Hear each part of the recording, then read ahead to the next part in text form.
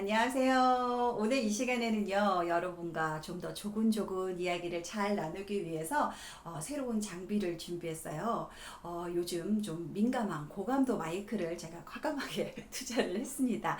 말을 잘하는 것은 정말 많은 사람들의 고민이죠. 그 말하기에 대한 고민을 담은 제 책이 나왔는데요. RHK 출판사에서 출판이 됐는데 또 다행히게도 그 네이버에서 출간 전 사전 연재를 했습니다. 그 내용과 또 그때 달아주셨던 여러분들의 댓글 또 여러분들의 고민을 함께 나눠보는 시간.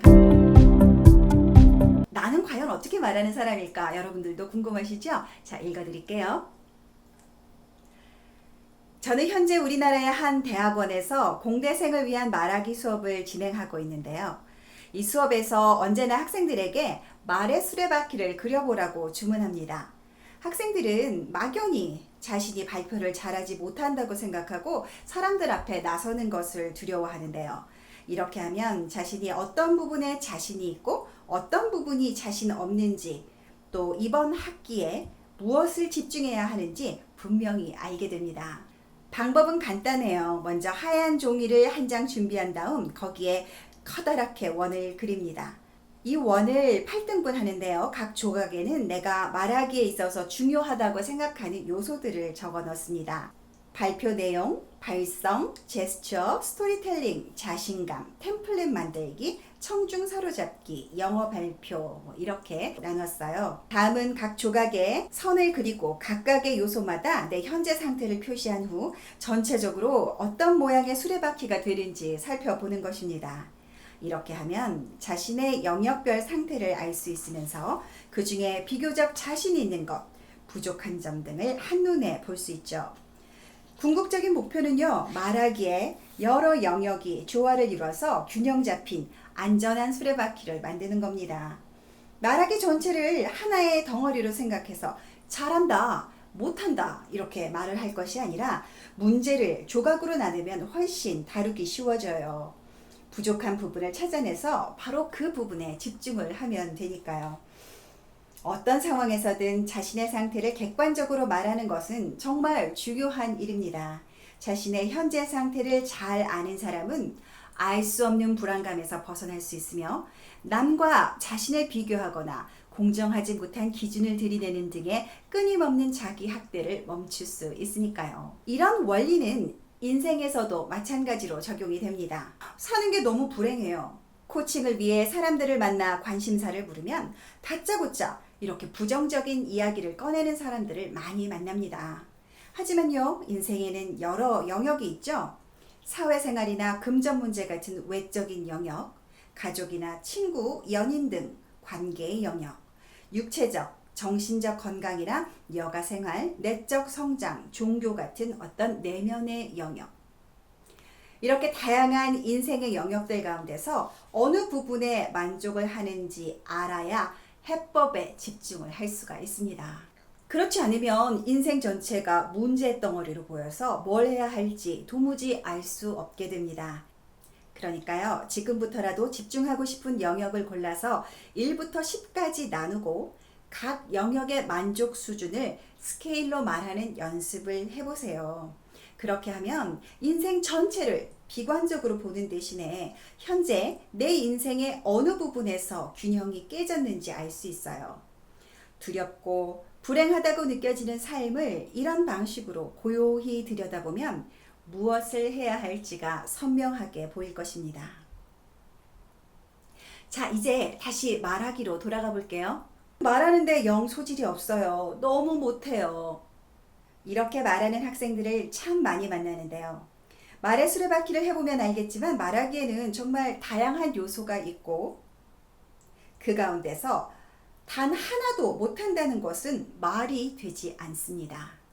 특히나 사람들 앞에서 말하는 걸 두려워한다는 이유 하나만으로 자신이 총체적으로 발표를 못한다고 생각하는 사람은 자신의 강점이 무엇인지 알 기회를 포기하는 것과 다름없습니다.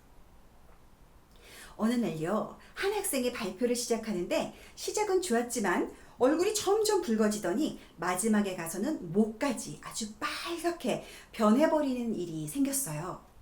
발표가 끝나자 저는 그 학생에게 이렇게 피드백 해줬습니다. 전달력이 좋고요. 사람들을 차분하게 집중시키는 능력이 있네요. 제 말에 다른 학생들도 동의를 하면서 칭찬을 쏟아내자 그 학생은 갑자기 울음을 터뜨리고 말았어요. 평소 발표 울렁증이 있던 그 학생은요, 오로지 그 문제에만 사로잡혀서 자신이 잘하는 부분이 있으리라고는 생각도 못했던 거죠. 그날 자신의 커다란 장점을 발견한 그에게 발표 울렁증은 극복할 만한 크기로 작아졌다고 합니다. 반대로 자신감은 커졌고 표정도 밝아졌습니다.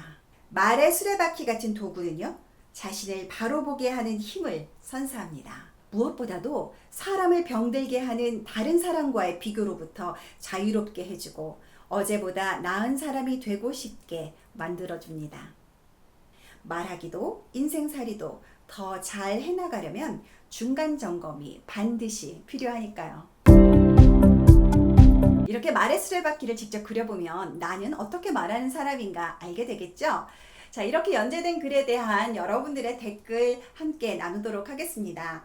나도 모르게 막 말이 빨라지는, 그래서 얼굴은 점점점 빨개지고 내가 지금 무슨 말을 하는지 전혀 모르겠는데 저 학생이 나 같아서 아침부터 울컥했네요 라고 말씀해 주셨어요. 그래요. 사실 이렇게 발표를 망쳐버려서 난감했던 경험은 많은 분들이 하고 있거든요. 여러분들만이 겪는 문제가 아니라고 생각을 해 주셨으면 좋겠어요. 그러니까 내가 어떤 부분에 발표를 잘하고 또 어떤 부분에 자신감이 없는지 분명히 그 영역을 구분하는 것이 중요하겠죠.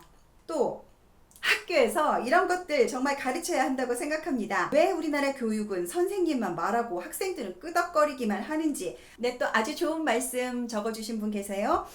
나는 말을 못한다 라는 막연한 공포감에서 벗어나려면 우선 지금 상황을 객관적으로 분석하고 장단점에 맞춰서 대응을 해야겠군요.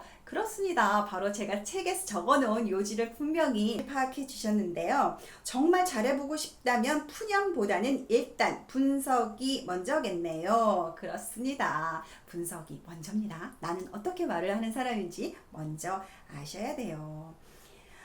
제 모습을 보는 것 같네요. 저도 발표 울렁증에 심지어 애들 앞에서 발표라고 생각하면 식은땀까지 나거든요. 말의 수레바퀴 당장 해봐야겠네요. 그래요. 당장 오늘 해보시라니까요. 말에 원래 재주가 없다고 생각했는데 말의 수레바퀴를 따라서 따져보니 그래도 미세 하나마 장점이 있다는 것을 알게 되어서 유익했던 것 같아요. 다음 연재 기대됩니다. 연재 글을 보고 싶은데 어떻게 해야 될지 잘 모르겠네요 라고 주신 분 있으신데요. 네이버에 들어가서 오늘부터 말 공부를 시작합니다. 사전 연재 클릭하시면요 보실 수 있습니다. 요즘 저의 가장 큰 고민이 바로 말하기 고민입니다. 얼굴이 빨개지는 건 둘째치고 남 앞에서 말을 해야 하는 순간에 너무 긴장이 되어서 목소리가 양 목소리로 막 이렇게 떨면서 말을 하게 되니까 듣는 사람조차 불안하게 만드는 지경입니다. 이런 상황들이 몇 번 반복되다 보니 점점 더 자신 없어지고 소심해집니다. 쉽지가 않네요. 이 책이 저에게 도움이 되어 주었으면 좋겠습니다 라고 함께 하셨습니다. 자, 앞으로요 뭐 이 책 굳이 읽지 않으셔도 되고요. 이 유튜브에서 저와 함께 오늘부터 말 공부 말하기를 잘하기 위해서 하루하루 조금씩이지만 노력하고 또 자신을 돌아보는 그런 시간 가졌으면 좋겠어요. 저는 다음 주 이 시간에 다시 만날게요. 제발. 오늘 방송이 도움됐다면 구독, 좋아요 눌러주시고요. 알람해 두시면 다음 방송 놓치지 않을 수 있어요. 어제보다 나은 오늘을 위해 썸미디어에서 만들었습니다.